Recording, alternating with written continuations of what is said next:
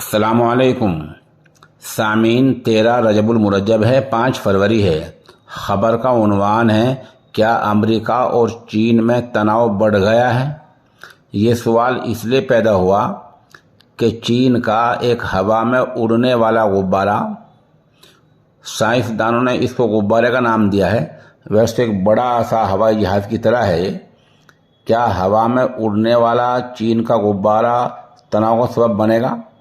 क्योंकि ये गुब्बारा कई दिनों से अमेरिका के ऊपर उड़ रहा था, जिसको अमेरिका ने बाकायदा मिसाइल दाग कर उड़ा दिया है, नीचे गिरा दिया है, मार दिया है।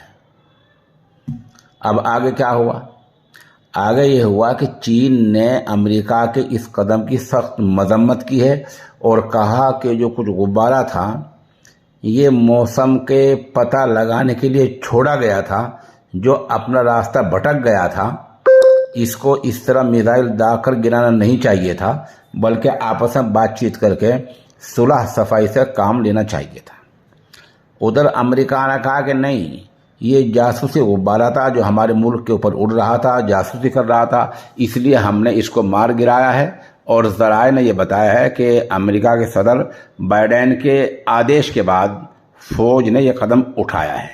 बहरहाल गुब्बारा मौसम के लिए था या जासूसों के लिए था, जो भी था, अमेरिका ने मार गिराया है। चीन ने यह भी जवाब में कहा है कि ये काम अमेरिका ने गलत किया है और चीन इसका जवाब देने का इंतज़ार करेगा और चीन जवाब देने के हक़ को महफूज रखता है। यानी चीन के पास ये हक़ हासिल है कि वो जब भी चाहे इसका जवाब दे सकता है। अब आगे क्या होगा?